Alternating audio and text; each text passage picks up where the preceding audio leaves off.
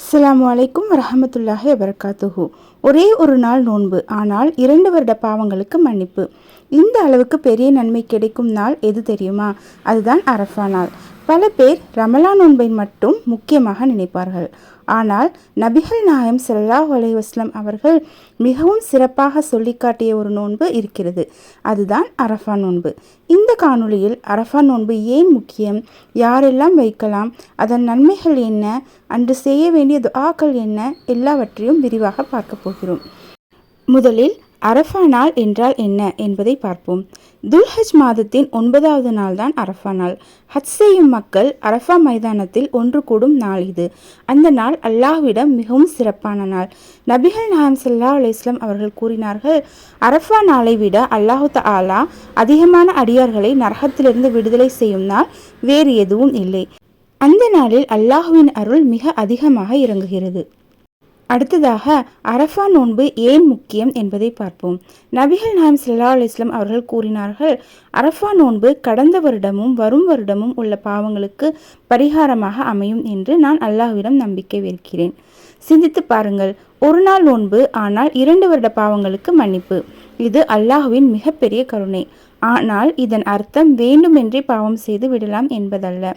இந்த நோன்பு சிறிய பாவங்களுக்கு மன்னிப்பாக அமையும். அல்லாஹ்விடம் உண்மையான தௌபாவுடன் திரும்ப வேண்டும். அடுத்ததாக யாரெல்லாம் அரஃபா நோன்பு வைக்கலாம் என்பதை பார்ப்போம். ஹஜ் செய்யாத முஸ்லிம்கள் எல்லாரும் அரஃபா நோன்பு வைக்கலாம். ஆண்கள், பெண்கள், இளைஞர்கள், வயதானவர்கள் உடல்நிலை அனுமதித்தால் இந்த நோன்பை வைக்கலாம். ஆனால் ஹஜ் செய்யும் மக்கள் அரஃபா மைதானத்தில் இருக்கும்போது நோன்பு வைக்க வேண்டாம் என்று நபிகள் நாயம் ஸல்லல்லாஹு அலைஹி வஸல்லம் அவர்கள் காட்டி தந்தார்கள். ஏனென்றால் அவர்கள் அன்றைய தினம் அதிகமான இபாதத்தில் ஈடுபட வேண்டியிருக்கும். அடுத்ததாக அரஃபா நாளின் நன்மைகளை பற்றி பார்ப்போம். 1. 2 வருட பாவ மன்னிப்பு. இது மிகப்பெரிய நன்மை. கடந்த வருட பாவங்களுக்கும் வரும் வருட பாவங்களும் மன்னிக்கப்படும் என்று நபிகள் நாயம் ஸல்லல்லாஹு அலைஹி வஸல்லம் அவர்கள் கூறினார்கள். இரண்டாவதாக துஆ ஏற்கப்படும் நாள். அரஃபா நாள் துஆ செய்ய மிகவும் சிறந்த நாள். நபிகள் நாயம் ஸல்லல்லாஹு அலைஹி வஸல்லம் அவர்கள் கூறினார்கள், சிறந்த துஆ அரஃபா நாளின் துஆ. அதனால் அன்றைய நாளில் அதிகமாக துஆ செய்ய வேண்டும். 3. அல்லாஹ்வின் கருணை அதிகமாக இறங்கும் நாள். அந்த நாளில் அல்லாஹ் தஆலா தனது அடியார்களிடம் பெருமைப்படுகிறான். மலக்குமார்களிடம் என் அடியார்கள் என்னை நாடி வந்திருக்கிறார்கள் என்று கூறுகிறான். 4. நரகத்திலிருந்து விடுதலை. அந்த நாளில் அல்லாஹ் தஆலா அதிகமான மக்களை நரகத்திலிருந்து விடுவிக்கிறான். அதனால் இந்த நாளை வீணாக்க கூடாது. அடுத்ததாக அரஃபா நாளில் செய்ய வேண்டிய அமல்கள் என்னவென்று பார்ப்போம். முதலில் நோன்பு வைப்பது. முடிந்தவரை முழு மனதுடன் நோன்பு வையுங்கள். 2வது அதிகமாக துஆ. அன்றைய நாள் முழுவதும் துஆ செய்யுங்கள். உங்களுக்காக, உங்கள் பெற்றோருக்காக, உங்கள் குடும்பத்திற்காக, மறுமைக்காக, பாவ மன்னிப்புக்காக அல்லாஹ்விடம் அதிகமாக துஆ கேளுங்கள். 3. திக்ரை அதிகப்படுத்துங்கள்.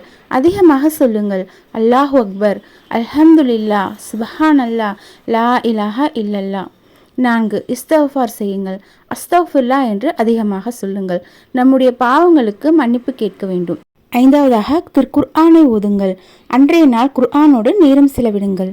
அடுத்ததாக அரஃபா நாளில் சொல்ல வேண்டிய சிறந்த துஆ என்னவென்று பார்ப்போம். நபிகள் நாயம் ஸல்லல்லாஹு அலைஹி வஸல்லம் அவர்கள் கூறினார்கள், நானும் எனக்கு முன் வந்த நபிமார்களும் சொன்ன சிறந்த வார்த்தை, லா இலாஹா இல்லல்லாஹு வஹ்தஹு லா ஷரீக லஹு லஹுல் முல்கு வலஹுல் ஹம்து வஹுவ அலா குல்லி ஷைஇன் கதீர். இதன் பொருள், அல்லாஹ்வை தவிர வணக்கத்திற்குரியவன் யாரும் இல்லை, அவன் ஒருவனே, அவனுக்கு இணை இல்லை, ஆட்சி அனைத்தும் அவனுக்கே, புகழ் அனைத்தும் அவனுக்கே, அவன் எல்லாவற்றின் மீதும் ஆற்றலுள்ளவன். அரஃபா நாளன்று நாம் தவிர்க்க வேண்டிய விஷயங்கள். அந்த நாளை சாதாரண நாளாக நினைப்பது. அரஃபா நாள் சாதாரண நாள் அல்ல. வீண் விஷயங்களில் நேரம் செலவிடுவது, கைபேசி, பயனற்ற காணொளிகள், அர்த்தமில்லாத பேச்சுக்கள், இவைகளில் நேரத்தை வீணாக்காதீர்கள். துஆ செய்யாமல் இருப்பது. இது துஆ ஏற்கப்படும் நாள். அதனால் துஆவை அதிகப்படுத்துங்கள். முடிவாக, அரஃபா நாள் அல்லாஹ் தனது அடியார்களுக்கு கொடுத்த மிகப்பெரிய அருட்கொடை. ஒரே ஒரு நாள், ஆனால் அந்த ஒரு நாள் நம்முடைய வாழ்க்கையை மாற்றக்கூடிய நாள்.